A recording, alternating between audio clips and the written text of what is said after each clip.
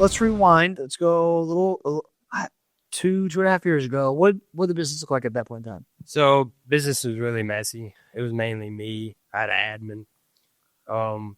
Had some part-time acquisition. Big mistake. Hiring friends and family, like we talked about earlier. Yeah. Typical mistake we all make, especially as we start out. Hiring friends and family. I'm really curious. Anyone do that in here? Have you hired friends and family? Thinking about that's just like, okay, that's just what you do as an entrepreneur, right? When you're starting your business. Okay, a lot of us are doing that. Yeah. If it makes you feel any better, I had Josh fire my dad twice. It's true. True story. He's trying to work for us again. I don't know if that's a good idea.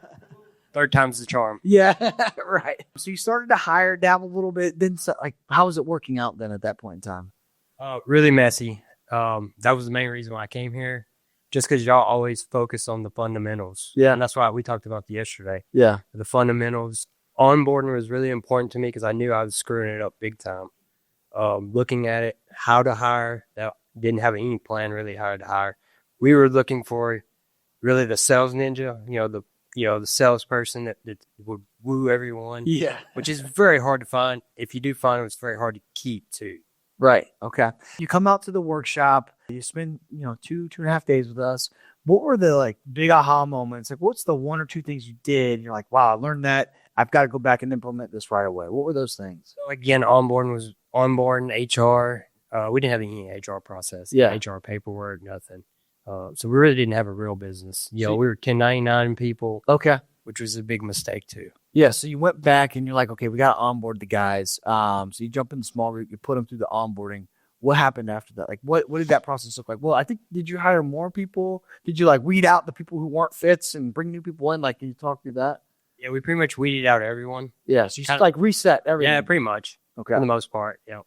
So, went to work trying to hire, trying to get the processes in place, day one, trying to get that understanding of what it actually looks like to really hire somebody. Yeah. How to hire based off core values, what that looks like, how to even have an interview about that to get them pulled out to understand what it is. And actually, what are my core values too, to even hire the people? Because what I learned was you could hire people and they could be really good at the job, but if they don't believe the same thing you believe, you're really not ever going to get along with them. Yeah. So if they don't believe in accountability and you believe in accountability or discipline or taking ownership and they don't, they could be the greatest employee in the world. At some point, you're going to have a lot of conflict. Yeah, right. You'll butt heads and it'll turn toxic real quick, especially if you're adding other people to this. And here's something even to that, if you don't mind elaborating a little bit more. If, let's say you brought someone on, let's say our team today, we have Sage, we have Brandon, we have Connor, been with us for years. Brittany, been with us years. Nikki's been with us for years. And we bring someone in and they show up late consistently. And if Sage let that happen, if they show up late consistently, no discipline, they're fumbling through losing opportunities, no discipline, what message is that telling Brandon, Connor, Nikki, Brittany, who have been here showing up every day, putting their best effort out for years? What message does that show them? That it doesn't matter, right? Yeah. We're showing them that it is okay to not be disciplined, right? And that can be the quickest way to kill a culture. So very important. So you bring people in, you put them through the onboarding process. Was there any marketing channels that you were diving into at this time? Anything around that you were looking at? Obviously tracking KPIs is probably. Yeah, we talked about at the time we were doing cold calling, PPL, some of the basic stuff that you start out with. Yeah. Direct mail was something big that I wanted to get into, but like we talked about, I was a little scared of it. Coach talked me through, walked through the KPIs, and we started direct mail a little over 2 years ago, and that's been consistently our best channel for the last 2 years. So, yeah. Without that support, I think, I think everything you need accountability in your life. You need to have somebody to hold you accountable to actually hit your goals. Mm-hmm. And without that, you don't have that nudge to make you do certain things that you need to do. Yeah. Well, so you actually bring up an interesting point. Said you were a little scared of mail. Is anyone in here just a little hesitant to go into a specific channel of any kind, or have you ever thought that way? And it's okay, raise your hands. Okay, so let's talk through your experience with that. You were a little hesitant to go in mail. What helped you overcome that fear or that concern? I don't want to say it out loud. I was just being a little scared. Yeah. You know what I mean? Sometimes you need people to call you out on where you're at. Yeah, but there's more to it than that. And it's one thing to be like, oh, knucklehead, you're being, you're playing soft here. I think we all know what we should be doing. Yeah. We have the knowledge. The knowledge is out there. It's why are we not doing it? That's the real question. Why are you not doing it? A lot of times it comes down to you know what to do, but you're not doing it because you've got some kind of hesitant why you're not doing it. You're either scared, you don't believe in yourself, you don't believe in your people. Something in there is broken that you need to own up to. Yeah, and yesterday when we were talking about this, you said this to me. You just said it right there slightly, and I'm gonna really emphasize it for everyone. You said you don't believe in your people, right? If I remember correctly, you said your coach asked you, Matt, do you not believe in your people to convert the leads? And you're like, well, no, I do believe in my people. And so you were like, yeah, let's go in. So it was more than just that, right? And we talked about confidence and outcomes. So when we have the systems, right, we have the onboarding, we have confidence in the onboarding. We see that they're converting to other lead sources. We know that they can convert leads. So now it's a matter of like, I would imagine coach probably reverse engineered. Okay, hey, Matt, how much revenue do we want to do? Okay, let's reverse engineer this. This is what that looks like. Did you guys go through that? Oh, yeah, absolutely. So now you knew what to expect, right? And that helps a lot with a lot of people who are like, I'm a little unsure. And so you decide to go ahead and move forward anyway, right? So you decide, yes, I believe in my people. Okay, here's what to expect. Were you and the coach reviewing like the KPIs consistently around that? Like, can you talk to what? Oh, absolutely, absolutely. I mean, since we started direct mail, it was really the game changer for us. Okay, it increased our leads, quality of leads, our conversions went up, everything. Yeah, it was like, the hesitant to drop the money. Like I said, it's an investment. Instead of expense. Yeah, you had to change that mindset of understanding this is an investment. Yeah. With an investment, we should be getting a return on it. Yeah. Looking at it that way versus looking at it as expense, which is where I was looking at it. Because in the beginning, you might not have a lot of money to drop on marketing. Yeah. So you're a little hesitant to actually do it. Because what if this doesn't work? Now I'm broke. Right. So how much were you spending on a monthly basis on marketing 2.5 years ago or so? Oh, hardly anything. I mean, we were like a couple $1,000s a month. What are you spending now? 25, sometimes 30. $25,000-$30,000. Yeah, high five, man. Hey, I don't know if you're anything like me. I look forward to that every single month because I know that it's going to bring an ROI. So. Well, absolutely. I mean, that's the only way to grow. Yeah, no, that's huge. Okay, so mail, it sounds like is the most highest performing.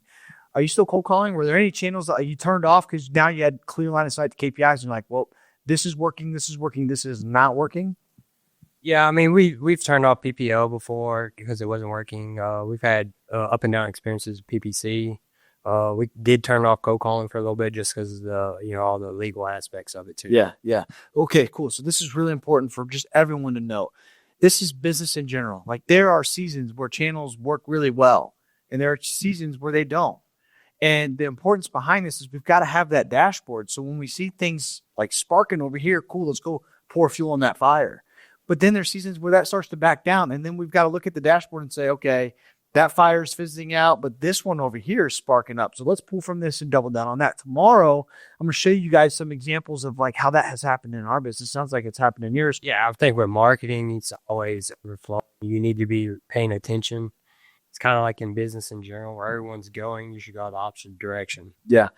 No, it's perfect, man. Because that's the importance of tracking these KPIs. If there's one thing I can tell all of you outside of onboarding and ongoing training and call audits, it's track your metrics. Track your metrics. Hopefully you all saw the importance around the sales team today. Tomorrow we'll talk about marketing. So let's fast forward a little bit. Let's go to where we are today. Okay. So what's a challenge that you're currently working with your coach on right now? Oh, we got lots of challenges, me and Bo. But our biggest one, we just hired a project manager. We got them in place. Everything's going good. That was, for the last 6 months, something I've really worked on is our construction side. Yeah. Getting it up and running. It was a lag in our business and it was costing us revenue. Just how inefficient we were at it. Right now we've got Lee here. She's going to take over our sales management role. She'll do a way better job than I ever did at it.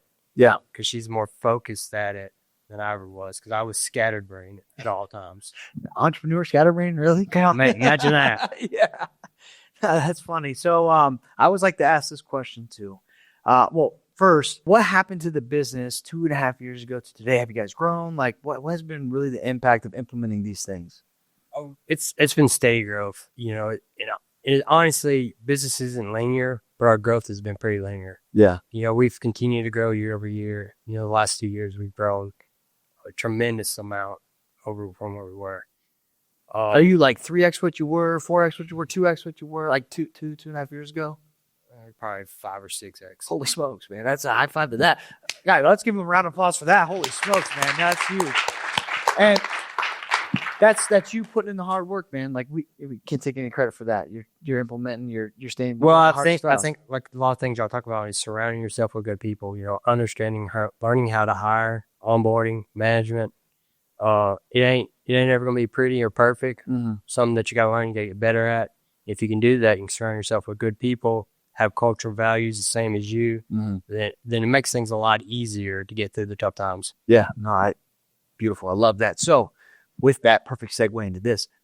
What's one piece of advice that you would tell yourself 2.5 years ago for people who are sitting in similar shoes or similar seat or position that you were in at that point in time?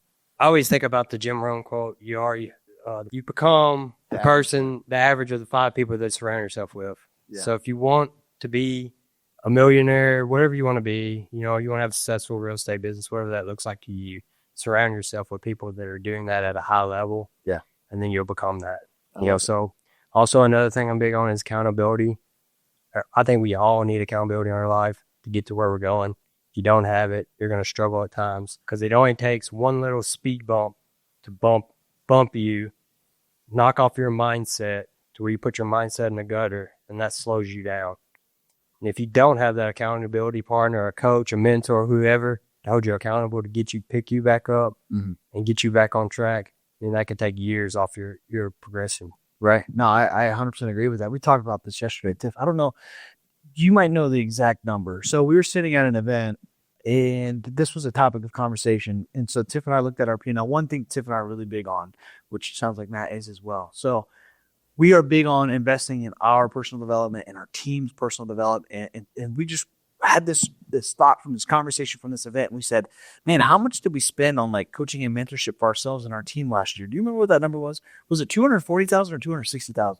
Like 240-ish. $240,000 in 2024 alone that we invested into the development of ourselves and our team. And it has been a track record for us like that for a long time. So I absolutely agree with what you're saying there around like making sure like the accountability piece and not having to figure it out on your own is something that's really important. So cool, man. Yeah. It's just going to take you way longer, and you're going to have a lot of heartaches along the way if you make it. Right. Yeah. It's huge. Well, let's give Matt a round of applause. Thanks, man. Congratulations. We have an award for you. Oh yeah, putting in all the hard work, dude, and it ain't always easy, man. Right? There's tough times, right? So we got MVP award.